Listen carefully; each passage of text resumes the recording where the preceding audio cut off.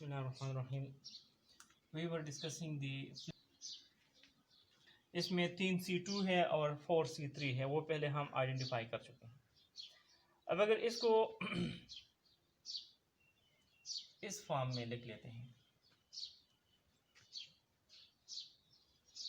कैसे?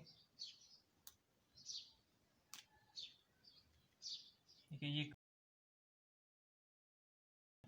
ये एक हाइड्रोजन बाहर है, ये हाइड्रोजन बाहर है,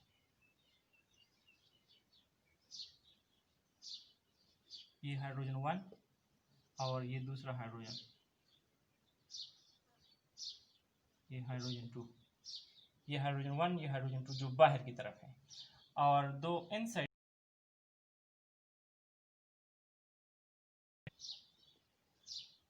ये हाइड्रोजन 3 और हाइड्रोजन 4, ये इनसाइड में है। अब अगर इसको इस प्लेन से हम रिफ्लेक्ट कर देते हैं,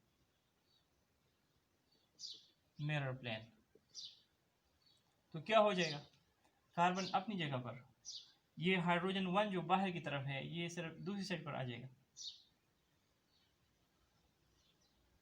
H1, और जो लेफ्ट पर है दूसरी वो राइट में हो जाएगा, ये हाइड्रोजन 2 और ये हाइड्रोजन 3 और हाइड्रोजन 4। तो ये सुपर इम्पोजिबल मिरर इमेज है, इस तरह है। इसी तरह का दूसरा ये हो जाएगा, इसको उठा देते हैं,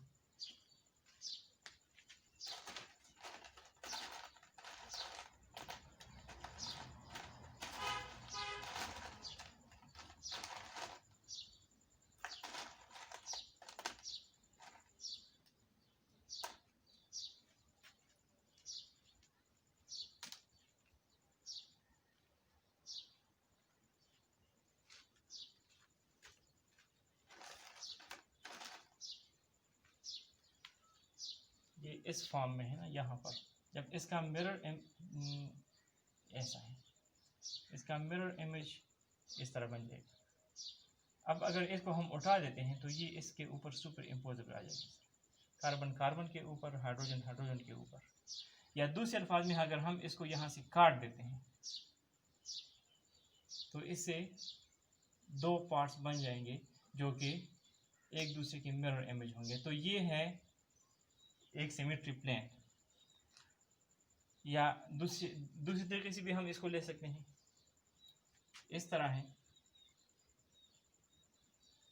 ये कार्बन है, ये हाइड्रोजन 1 है, ये हाइड्रोजन 2 है, इस तरह ये है, और एक बाहर की तरफ है और एक इनसाइड की तरफ है,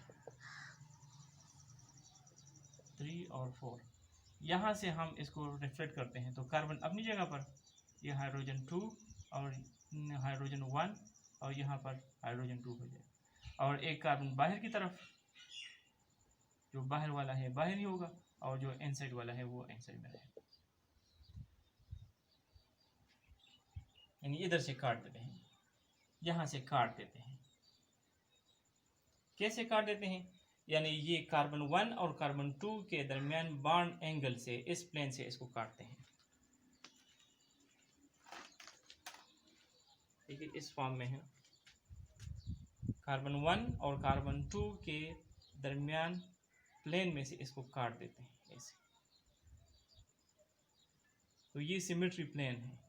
अब इस प्लेन में ये C3 आ रहे हैं, तो ये वर्टिकल प्लेन है, सिग्मा V है, और इसको सिग्मा D भी कह सकते हैं, क्योंकि एक C3 यहाँ ये है और एक C3 ये है, इन दो C3 के दरमियान बॉन्ड एंगल को ये डिवाइड कर रहा है ऐसे। ये एक C3 है और एक C3 ये है, तो और ये प्लेन है, so this bisect the angle between two C3। तो आपको अगर आप सर्च कर ले बाज़ बुक्स में या इंटरनेट से आप देख लें तो बाज़ जगहों पर इसको सिग्मा सिंपल सिग्मा V कहा गया होगा, क्योंकि इस प्लेन में ये C3 आ रहा है ना, यहाँ से इसको गुजार देते हैं तो ये C3 इस प्लेन का हिस्सा है। इस तरह ये नीचे वाला C3 इस प्लेन का हिस्सा है, तो ये प्लेन हो गया सिग्मा V। लेकिन अगर दूसरी तरफ आप देखते हैं C3 और C3 के दरमियान एंगल को डिवाइड कर रहा है, तो इसलिए इसको सिग्मा D भी कहा गया है।